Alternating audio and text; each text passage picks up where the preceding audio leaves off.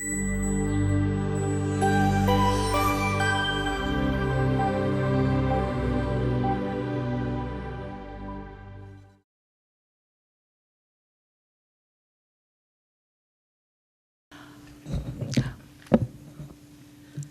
our previous speakers and our convener did a fantastic job, I'm sure you are anxious to see how this tool can be used in real life. So I'm trying to show how by using case studies.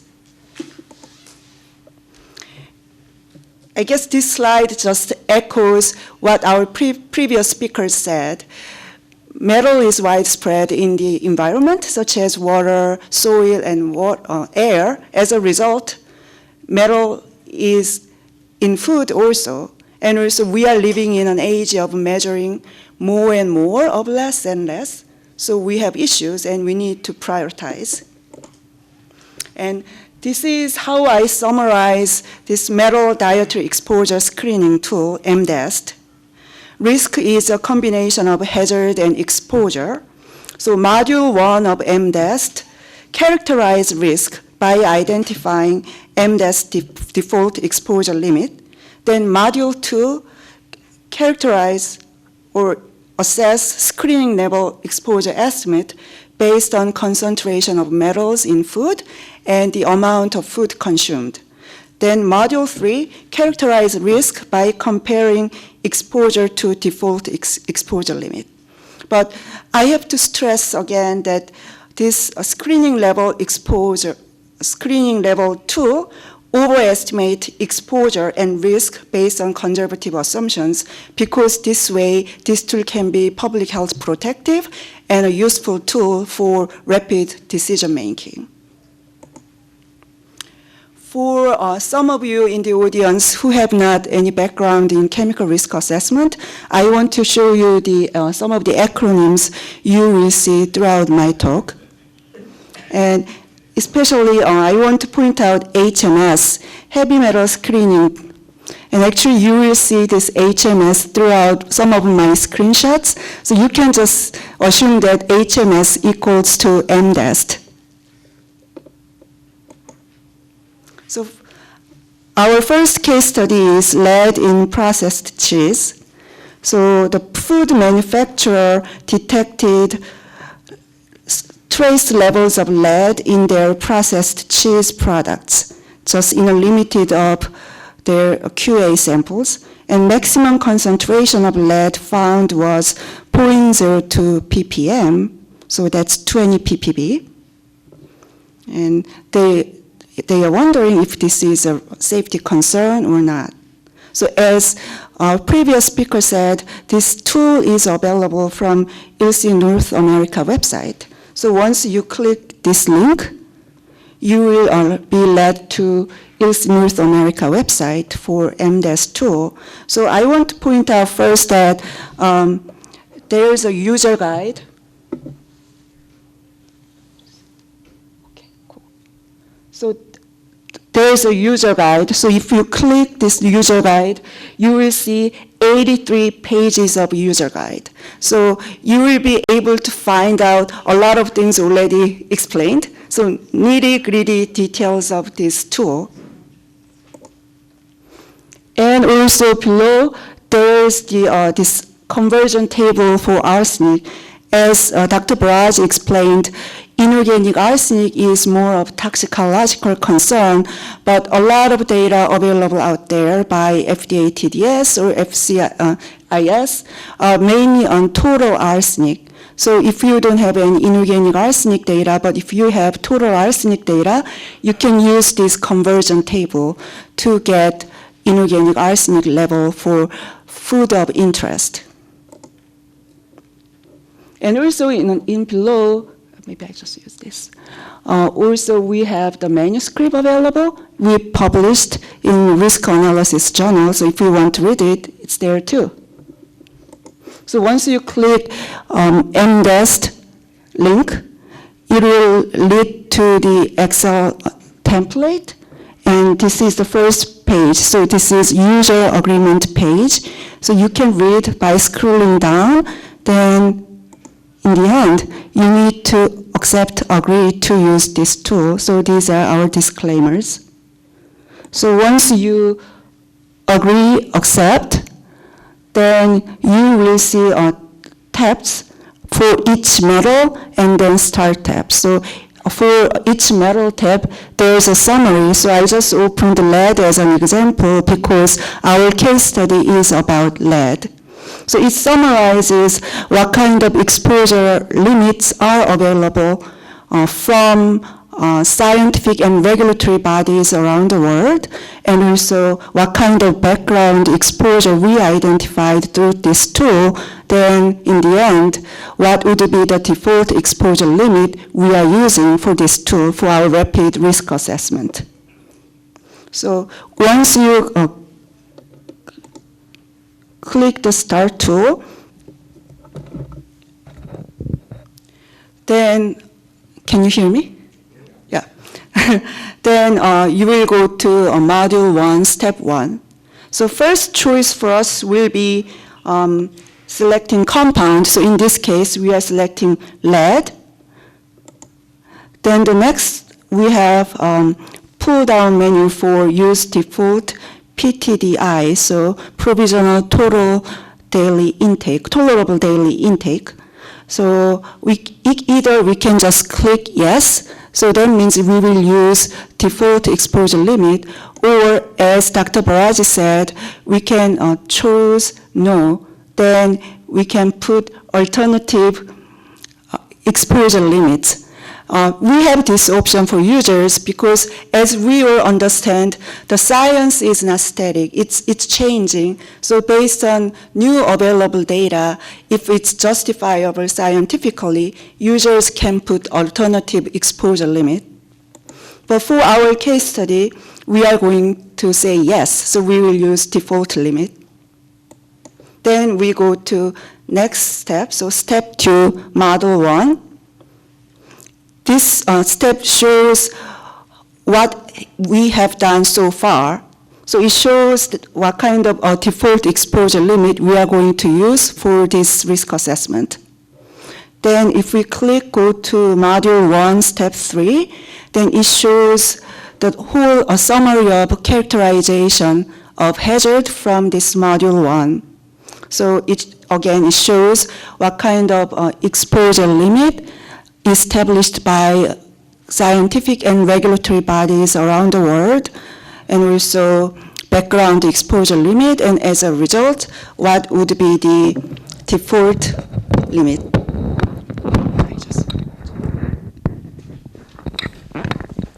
Okay, better. Then click to go to Module 2.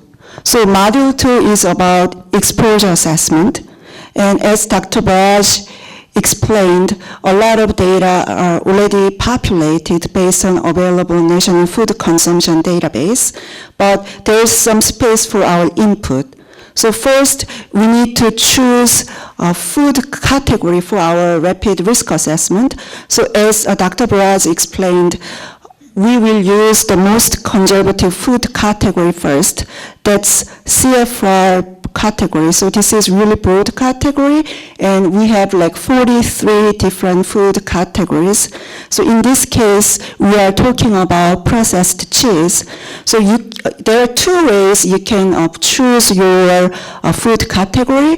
One is you can just scroll down this table looking for cheese, or the other way will be, in this keyword search space, you can type cheese, then you will see cheese.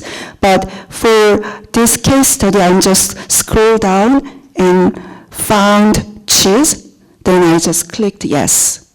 But again, this cheese is a really broad category, so it includes natural cheese, processed cheese, dip, so everything. So it's really broad category. So by using this category, we are assuming that lead is present in all cheese, and also all the cheese contains lead at the maximum concentration. So go to the next step. we'll just choose finished food because we are talking about finished food, processed cheese. Then for concentration, this is 0.02 ppm, so we enter 0.02 ppm, then go to module 2, step 3. And for this module, it shows serving size, but again, if you have a different serving size, you can enter your own serving size here. Then go to module 2, step 4, so just click it. And again, step 4 summarizes what we have entered so far. So we chose cheese broad CFR category, then we put concentration of lead, and we are using WEC serving size. So this is the end of step 2, exposure assessment. So we'll say we'll accept and view the results of our exposure assessment. So once you click accept and review results, you will see the estimated daily intake to lead from broad processed cheese category. So there are 1 for per capita and also 1 for per user. But as Dr. Baraj nicely explained, the user consumption data will be more conservative. So we will try to look at per user estimate data. And also it shows for US total population 2+ years and older, also the other age brackets for subpopulations. So for module 3, we will click compare to PTDI. So this will really compare what portion of our exposure would be compared to the default exposure limit. So once you click, as you can see, it shows the percent of total default exposure limit for our estimated daily exposure intake. As you can see, most of our estimated exposure is below the default exposure limit. So we will say, yes, it's safe because this is really based on conservative assumptions, and so this overestimates exposure. Still, it's below the default exposure limit. However, just to make sure, we will try to see children 2 to 6 years old again, because at least for this subpopulation, 99th percentile exposure seems to be really close to the default exposure limit. So for our refined assessment, before we go to the refined assessment, as Dr. Baraj mentioned, another way to present risk will be using serving size to show how many serving size consumers need to consume to reach any safety limit. So this is too small for you, so I just zoomed in. So this shows how many serving size needed for consumers to reach any safety limit. So this is for total population. And actually, this makes really strong points. Yeah, you can say, oh, our exposure is less than 34% of the exposure limit. But also the other way you can say is, before we say if there is any concern, our consumers consume 83 servings of processed cheese in a day. That's powerful. At least within our company, if I communicate this way, people will say, oh yes, that's not really realistic type of exposure, so we don't have any concern. So this is another way to say it. And also I just show as an example for children 2 to 6 years old. Again, for this population, exposure was really close to the default exposure limit, so even serving size, it will be only 5 servings. So for refined assessment, what I try to do is really trying to refine food categories, because for our initial assessment, we chose broad cheese category that includes every types of cheese, but here we are concerned with processed cheese. So I'm trying to refine my food choice. To do that, for food category, you can just choose CFR subcategories, and this time I will just type cheese to make my search faster. Then you will see all different types of cheese here under the subcategory, and I will just choose processed cheese because that's the real food of interest for our rapid risk assessment. Then go to the next step. Same data input. It's finished food, and lead is present at 0.02 ppm. Then go to next step, and same screen. So go to the next step, and still we see the same thing, but this time this is more refined food category, so it's only for processed cheese, not all the cheese. Then we accept and view results. So this shows estimated daily intake. Then we will go to module 3 again. So compare our exposure to the default safety limit. So if we look at it, now exposure for even children 2 to 6 years old really below the default exposure limit, even at the 99th percentile. So based on this, with more confidence, we can say that there is no safety concern for this level of lead in processed cheese. Then we'll go to other case study. This time it's about cadmium in apple juice concentrate. So processed juice producer detected apple juice concentrate for the presence of cadmium. And maximum cadmium concentration was 0.1 ppm, but this juice producer buys this apple juice concentrate from different 3 suppliers, and they found cadmium only the ingredient they bought from 1 supplier. So the other 2 sources didn't contain any cadmium at the detectable level.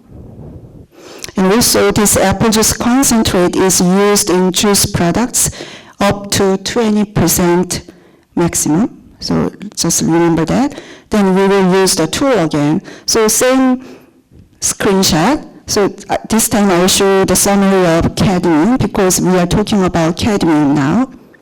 So once you start, then we will choose cadmium this time because now we are concerned with the presence of cadmium. Then we, again, this time we will use default exposure limit. So we say yes for use default PTDI. Then go to module 1, step 2. So it shows what's the default safety exposure limit will be throughout our rapid risk assessment. Then go to the next step. It summarizes again the available exposure limit established by scientific and regulatory bodies around the world. Then what would be the background exposure we identified from diet and water. Then the remaining portion of default exposure limit for our rapid risk assessment. Then go to the next step. So to be conservative again this time, we will use broad CFR food categories for our assessment. And I just typed juice here. Then I found this broad CFR category, processed foods and fruit juices. Then go to the next step. This time we are talking about ingredient because this apple juice concentrate is used in processed juice. So we chose ingredient this time. Then it gives you this table. So for processed food and fruit juices, we are entering a cadmium concentration of 0.1 ppm. And also we know that maximum use level of this apple juice concentrate in processed juice is 20%. So we are just putting 20% maximum use level here. Then go to module 2, step 1. So this is default serving size, and we are just using this default serving size. Then go to step 4. So again, step 4 summarizes what we have entered so far for our exposure assessment. Then we accept and view results. Then it shows per capita and per user daily estimated intake for cadmium from the apple juice concentrate. Then we'll go to module 3, compare this exposure to our default exposure limit. So it shows that, and again I'm using per user intake data because that's more conservative estimate. But as you can see this time, the percent exposure compared to the default exposure limit is really high. It's really comparison to the previous case study, especially if you look at infants and younger children, their intake is over the default exposure limit, especially at 90th percentile and throughout the higher. So we are thinking this is a concern. Maybe we need to refine our assessment more. So this time, again, we will choose more refined CFR subcategories. And also now we are concerned with especially the baby and younger children because their exposure was really high. And also we know that in this country, a lot of infants and children consumes apple juice. So we really want to see more with refined assessment, what would be the exposure for this population. So again, I just typed juice. Then under this refined subcategories, I'm choosing like baby food juice and also baby food and semi-solid processed fruits and fruit juices. And also I'm choosing processed fruits and fruit juices. So these are the refined subcategories. Then for these food categories, again, I'm entering, this is ingredient, so I'm entering levels of cadmium in apple juice concentrate, which is 0.1 ppm. Then I'm still using maximum concentration of apple juice in processed juice product, that's 20%. Then go to module 2, step 3. So it shows the serving sizes for different types of juice products. So I'll just accept and go to module 2, step 4. Then again, it summarizes what we have entered so far for our exposure assessment. Then if you check all these numbers and if you agree with these numbers, then we'll accept and view our exposure assessment results. So these are the results based on our refined exposure assessment. So sometimes just numbers doesn't really tell the story a lot. So we want to compare this to our exposure limit and expressed as the percent of the exposure limit. So go to the next step, and this step does that. So it shows our exposure as a percentage of the available exposure limit. So let's look at infants and younger children again. If you look at it, mean 90th, 95th, and 99th percentile exposure are exceeding the available default exposure limit. So here's the point. We need to make some risk management actions for these products because exposure will be too high for infants and young children.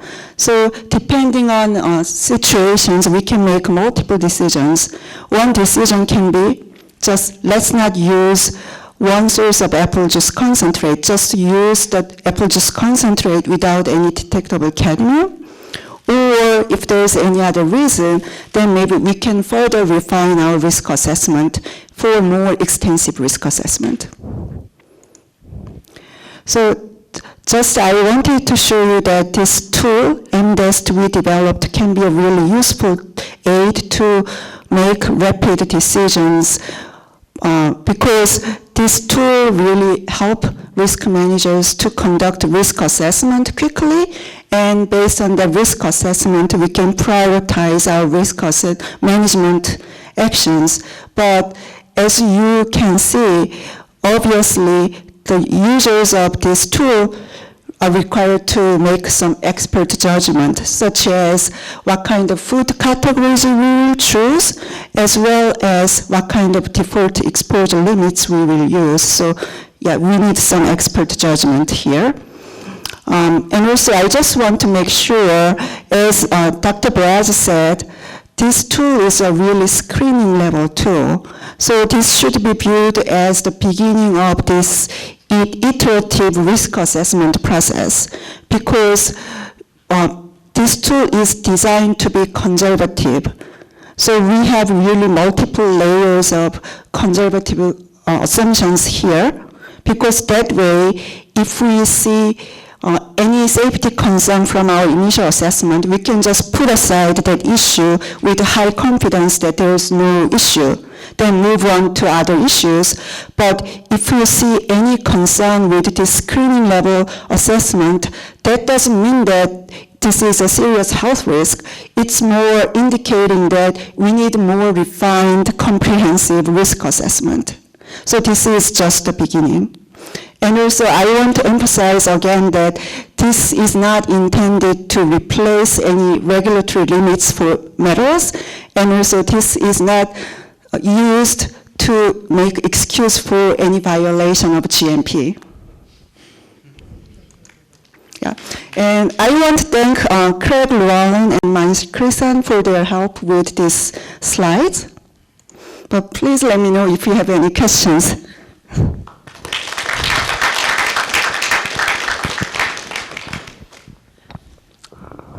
I just wanted to know, since you and Faraj talked about the arsenic conversion factor, was that a Polish paper that came out that sort of?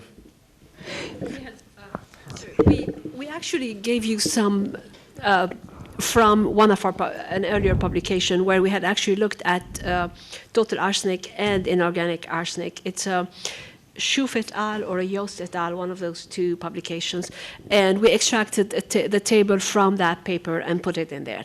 It's not the end of it all. If you know more about levels, you could use, I mean, these are just based on those products where we had, it was almost like a market basket where we measured both, where both were measured, and we looked at the ratio of the two. Okay? Yes, that's correct, because so far, most of arsenic analysis was for total arsenic, and recently people started analyzing for inorganic arsenic, such as apple juice and rice-based products. But still, most of the data are on total arsenic, so we are relying on the literature data. And it was summarized, and it's available from our website. Sherry McGarry, FDA. And I came in a little late, so I apologize. You may have already said this. How did you decide on the food categories? Maybe Laila would be better positioned to answer. How did we decide on the food categories? Specifically, I mean, we looked at whatever is publicly available. What are the food categories that are used by regulatory agencies? And basically, the CFR categories were one initial logical step to start there. So this was for those broad food categories. For the refined food categories that Dr. Lee mentioned, it's based on looking at what foods are available under this category, and also based on our consumption. We've been using those NHANES data for I don't know how many years now. So basically knowing from our background knowledge about what are the various food that go in there and how much people consume of the various foods, so we refined it this way. So for instance, I believe soups, we broke that down into cream-based soup versus broth-based soup versus, different types. Okay, does that help?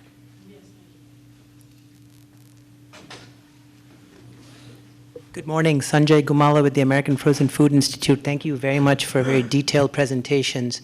In the context of risk assessment, there's also the contentious issue of regulatory standards that are based on single-day exposure versus averaging.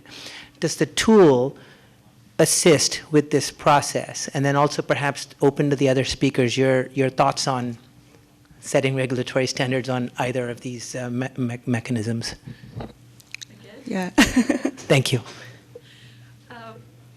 Well, the tool is using 2-day average consumption values. So it'll be, I guess it's an intermediate between the very acute scenario, which is the 1 day or the per eat occasion scenario, or the longer term usual intake scenarios.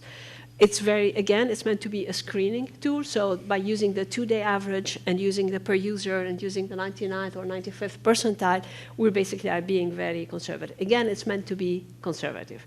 If you're thinking long term, you might want to look at means rather than those upper percentiles, or you might want to look at maybe the per capita numbers rather than the per user numbers.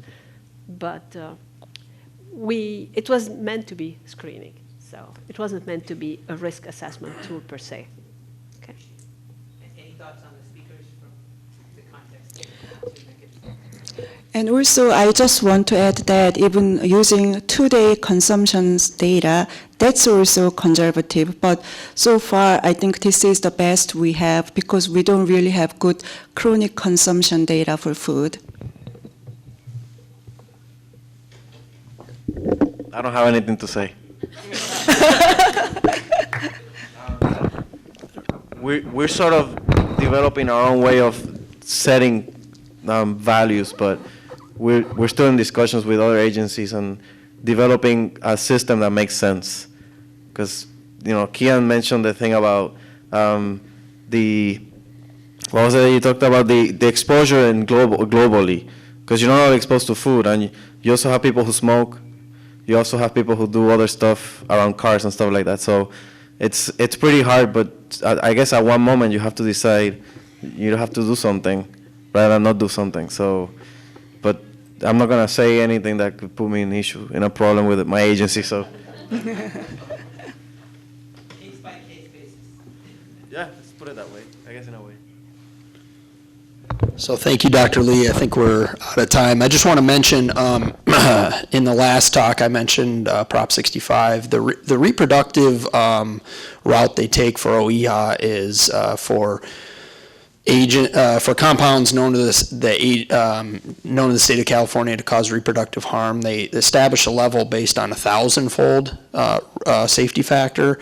And then for the cancer part of the regulation, they base that on a risk of 1 in 100,000 increased risk. So just wanted to clear that up for the video camera and those that may be checking in online. But thank you so much for attending this session. Thank you for the speakers.